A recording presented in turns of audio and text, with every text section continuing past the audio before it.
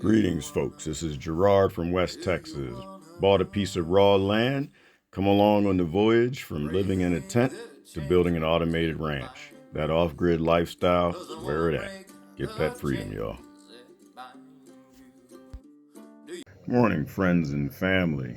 Kind of a raw video. I'll try to flash some images across so you don't have to stare at my face the whole time. I want to talk about off-grid automation.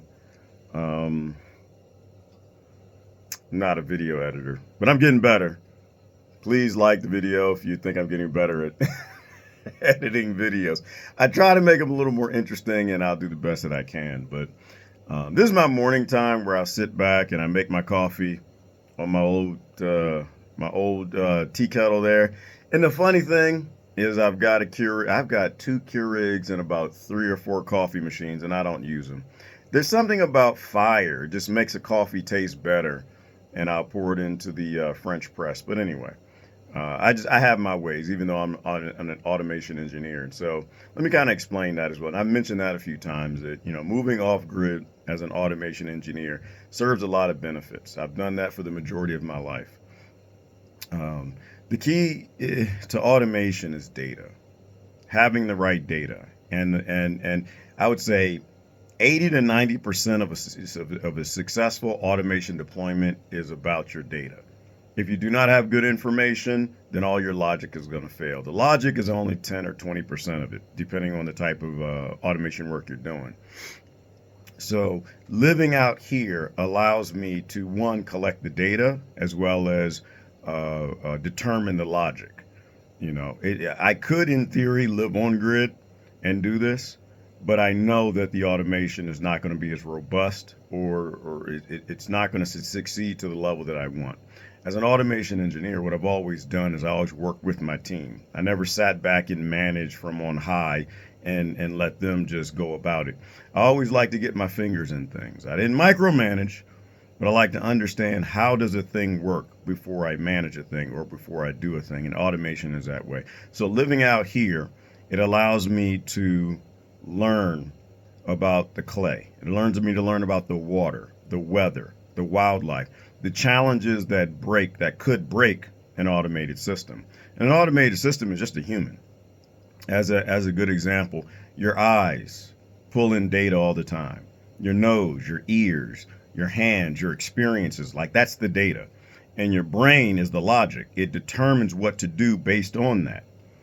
So living out here for it's been about almost 4 years, something like that, it's allowed me to determine the type of automation that will be needed, not just for off-grid living, but for ranching automation. What might work, what might not work. As a good example, flying drones aren't going to work too well out here. I have a couple of them, and I'll utilize them, but you can only utilize them when the winds are low. And in the summertime, that's yeah, it might be 5 days out the week. But in the winter, in the latter part of the winter, specifically where I am, and not West Texas, but specifically where I am on the verge of the plateau, a lot of cold air falls off the plateau in the morning. So while in the closest towns, they'll say the winds are 5 miles an hour and you can fly a drone in that, when that cold air in the morning comes off that plateau, it can create 15, 20-mile-an-hour winds out here and no one else feels them but me on the verge right here. My neighbors 2 miles out into the desert flats, they feel very little wind. So that's what I mean. Like you got to live there and get the data and have the experience.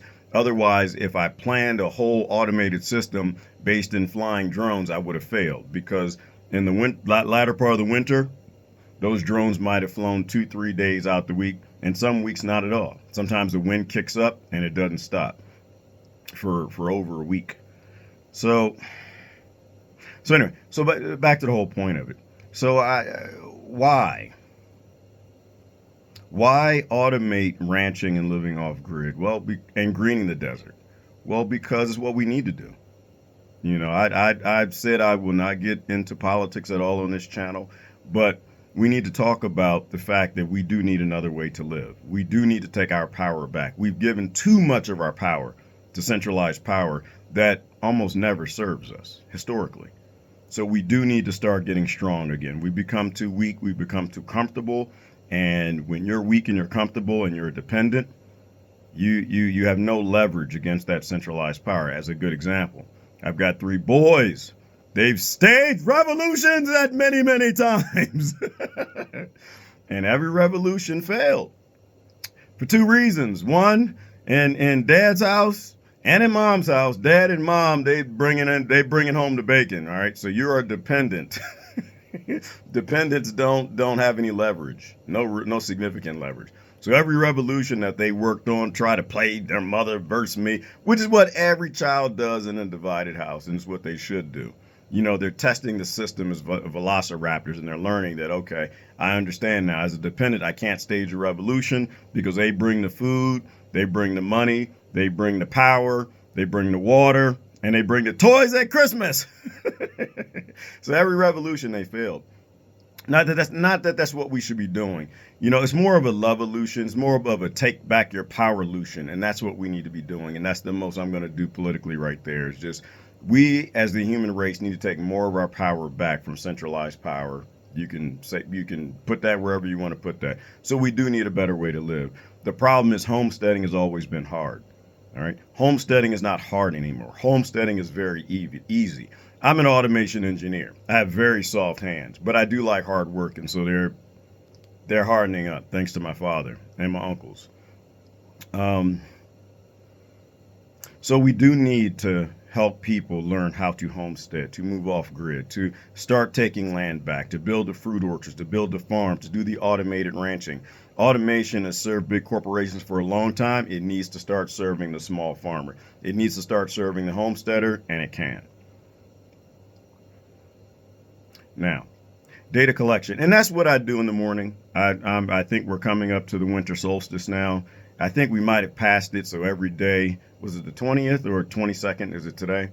Every day there's going to be a little more sunlight. You know, when it's dark out here, I don't do anything. Again, I live in the wild. It's just stupid to be out there. I mean, I do go out in emergencies. I go out when the dogs are barking, where there's a panic bark, you know, because they're not security. I am. Their job is their nose and their eyes to let me know something's dangerous out there. It's my job to go take care of that dangerous thing. But, you know, as a rule of thumb, you don't want to be outside in the desert walking around with scorpions and rattlesnakes. And most of the rattlesnakes are gone. You know, it's too cold, but not all of them. And that's what I mean. Like, you just got to, you take everything everybody says with a grain of salt. What nature loves is us telling nature what it does and doesn't do. And that's the thing that people told me when I got here. Oh, it's too cold for the rattlesnakes. They all went away. They're all hibernating for the winter. And that was the day I was walking around in my flip-flops in the garden and almost stepped on a little baby rattlesnake. And while she was cute as hell, and I did just relocate her because she was too damn cute just looking at me. Yeah, I'm going to kill you later. I'm going to get you later. Right now, I'm not worried about you, but I'm going to get you later. You know, I relocated her. But the point is that, you know, a rule of thumb is a great thing to know, but nature does what it wants to do. It will do whatever it has to survive, and that rattlesnake had to come out to eat. So anyway, running around at nighttime is a bad idea. So in the mornings, I sit here, I drink my coffee, and I finally got a chance to start working on a lot of the automation that I love so much. This is my first love, is software engineering.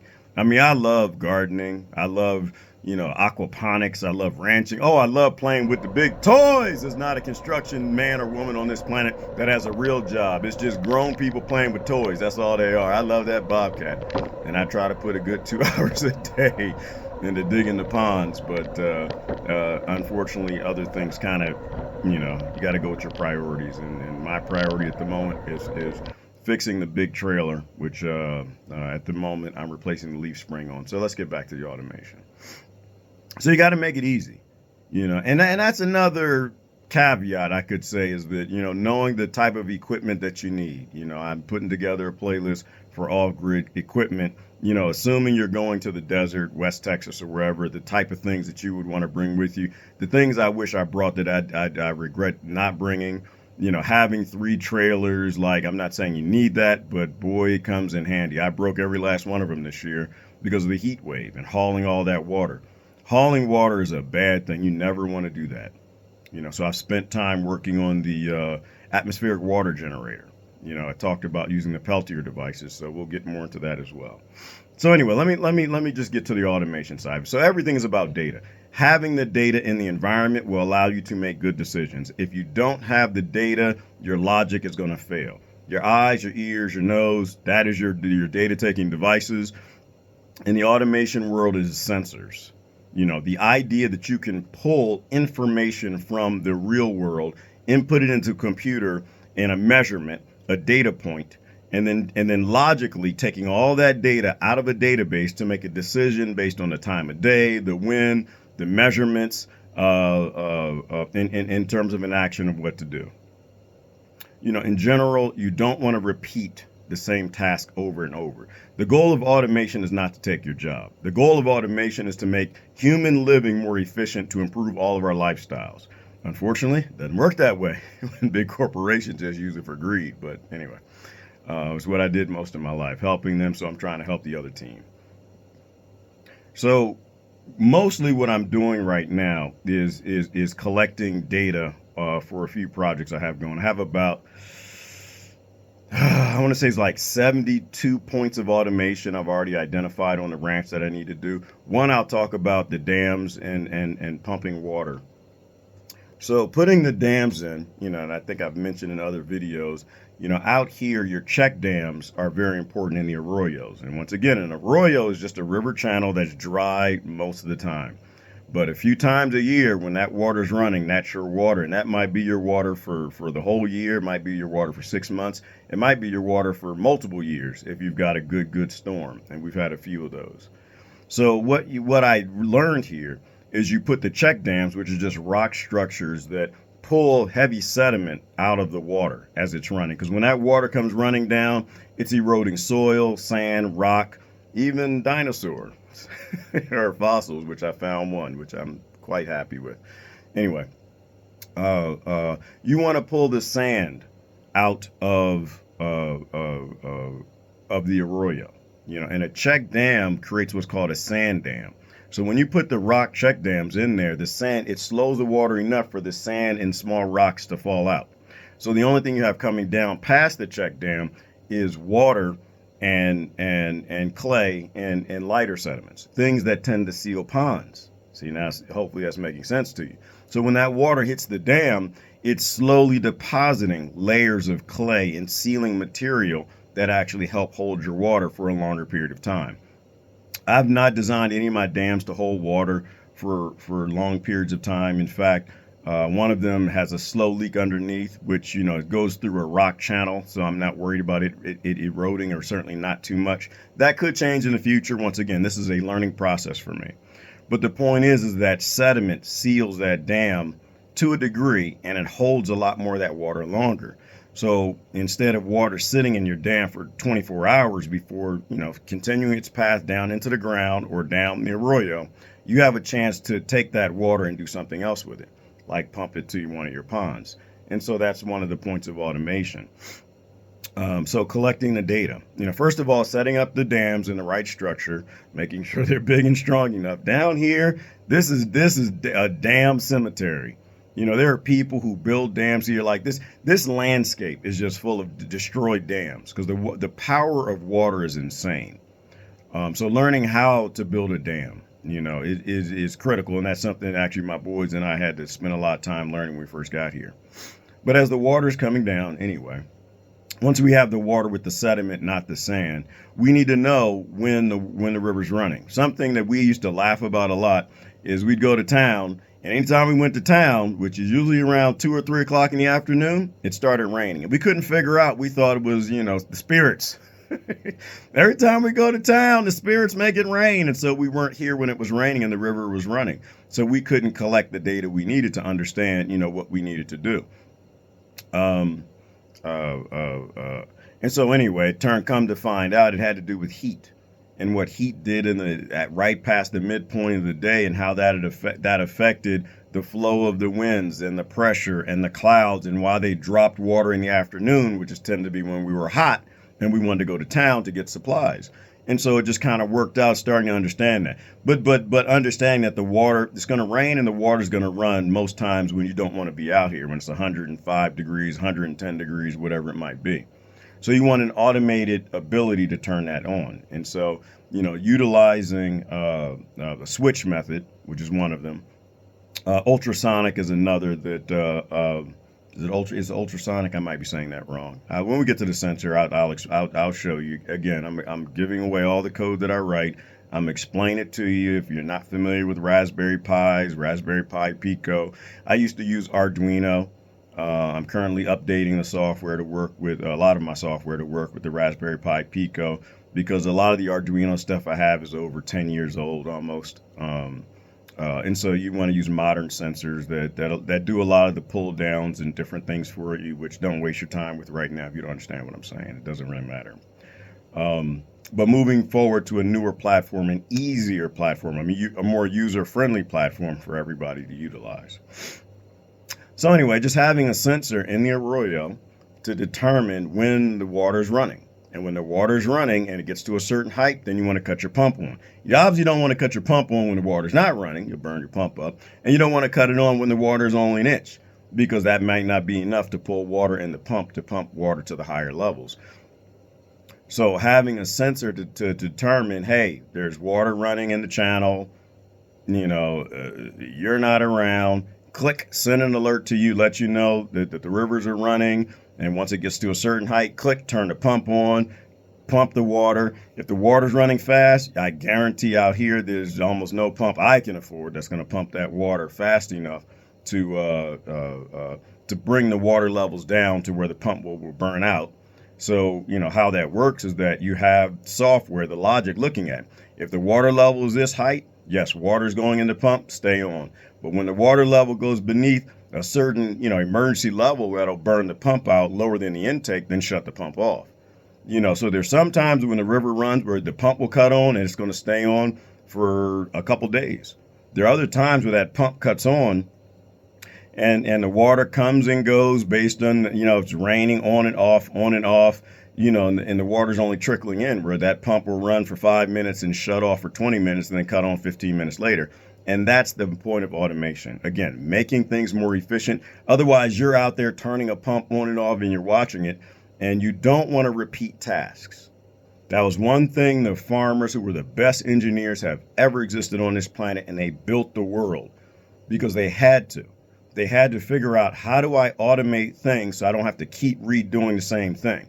We went from digging with our hands to digging with hoes to digging with shovels to digging with wheelbarrows to making the first tractors and now having massive excavators, right? That's all automation, and that's what I mean that, and again, not getting political, but there are people who hate automation, but they don't understand we've been automating since the beginning of the human race. It is encoded in our DNA to make life more efficient and better. But a lot of folks don't understand that. They just see it being something that takes their jobs. Anyway, I digress back to the point. Another point is pumping waters from the dams into the ponds, where the top ponds fill into the second ponds, fill into the third ponds, going back into the arroyo. And this is what you're using to green the desert with and to grow trees, to bring back the ecosystem. So the porcupines, the rabbits, the coyotes, the wolves, they all have water to drink, and the elk and the deer. And all of that is the ecosystem that you need if you're greening the desert. And hopefully, as I'm talking, it's starting to gel together in your mind what I'm actually up to. So my 3 projects. 1 is learning to live out here with basically no tech, surviving, building up from nothing. 2 is doing the automated ranching, and 3 is greening the desert, and then doing the automated greening the desert, and how all that plays together. All these feed together. Again, I spent the majority of my life helping big corporations make a lot of money. Now I'm going to spend the rest of my life figuring out how to help humanity live in a time where big corporations tend to have more power than what they have, by taking our power back. Heating the greenhouse pond is another one. So what I'm doing, and I'll have to do some diagrams, hopefully I can have something to flip and show, is the cob house is a circle, and it's within the greenhouse. The rocket mass heater is going to have heating tubes that go around the cob house, which is the part of the heating bench. So the rocket mass heater will heat up the cob house as well as extend out of the greenhouse, but going another 30 feet to get out of the greenhouse. And that goes through a heat bench. That's the mass. So the rocket heater heats up the mass, which is the cob house and the heating bench, which keeps the greenhouse warm. And there are a lot of points in automation in that. There's a lot of data in that you can collect. You know, how hot is the fire getting, right, within the barrel? How hot is it inside the heating bench? How warm is it inside the cob house? How warm is it inside in the greenhouse at the highest level and the lowest level and at the level most plants are? You know, how hot is the water in the pond? Because the water in the pond is going to circulate through the heating bench and heat the water up in the pond. And that's going to determine how often to run the fire, how long to run the fire, when to shut off. You know, a lot of that's being controlled by the auger that controls the pellets that are dropped into the rocket mass heater. And so anyway, a good brother to look at in terms of videos who I've never done it in an automated fashion. He's approached it to some degree with the auger and the pellets. I think his name was Web for Deb. I have to post a link. I have to find his current videos, but he'll kind of walk you through his evolutions of his rocket mass heater. Phenomenal brother, fantastic greenhouse. He's the one who did the geodesic dome greenhouse and aquaponics, if you guys follow that. Definitely recommend looking at that brother. I haven't watched a video from him in a long time. I haven't watched almost anyone's video since I moved out here. It's just I'm on my voyage. You know, another point of automation I'll mention, and this has already been 20 minutes and I'll wrap it up, is monitoring the Bobcat. So I'm going to put a Raspberry Pi on the Bobcat. Why? Because I want to measure the heat. And again, this is an old Bobcat that someone put a Predator motor in, which I really, really love to death. I love that Bobcat. But it doesn't have monitoring features of modern equipment. So using a Raspberry Pi to measure the RPMs, you know, pulling in the RPM data, pulling in how hot is the engine, pulling in how much fuel is in the fuel tank, pulling in the run times, which feed into maintenance and when you need to be doing things. The pulling in vibrations on the frame, a lot that had to do with issues within the chain case, or could be.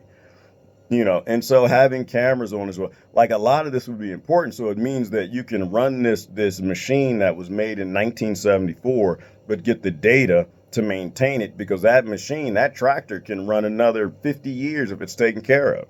Not sure that you would want to do that. But the point is, we become a throwaway society, and we need to stop throwing things away, and we need to start repairing things and updating and upgrading things, you know, and stop being so wasteful, you know. But again, that kind of gets into that political space where, you know, I'm not going to call that political. That's common sense.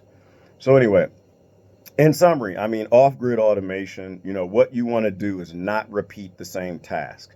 You want to make living, you know, ranching, greening the desert, or off-grid so easy that more people can do it. And if more people can do it, it means that more of us are taking our power back, and we're not dependent upon a system that's destroying this planet and destroying the way that we all live and turning us against each other. That's why I'm automating ranching, greening the desert, and living off-grid, because more of us have to do it. But most aren't going to do it unless it's comfortable, it's relatively easy, and has sets of instructions on what they have to do. Not everybody's going to move out here like a few of us who were pioneers and live in the wild with wild animals and creatures and insects and poisonous things that can unalive you. I'm sorry. That's on TikTok. You have to use these little silly code words instead of talking like an adult. So I won't get into why I say the word unaliving. It just gets in our mind. So anyway, this is Gerard. The sun is coming up, so I've got to work on this one sensor to pull in the water temperature, or upgrading it so it works with the Raspberry Pi Pico instead of the Arduino. And then I'm going to go make breakfast and get out there and finish cutting that piece of metal off of the big trailer to get the new leaf spring on there. But anyway, listen, guys, get out there, learn, and teach. Knowledge is power. But it's only powerful if you keep that knowledge from people. We need to go back to a time where we all work together more, sharing knowledge and empowering each other, because the whole basis of all our societies all over this world is the human race. It's not corporations, not centralized power. It's us. That's the whole purpose why we even made governments, is so that we could make our lives better and more efficient. I'm gonna stop there because that is gonna go the political route. Gerard, y'all have a wonderful day. I'm finishing my coffee, get to work. Love y'all now. And if I don't see you, video, have a very Merry Christmas or whatever it is that you celebrate. Remember, the season is the reason. You know, we're all family, no matter where you're from. All over this planet, we're all cousins. Love y'all now. I'm out.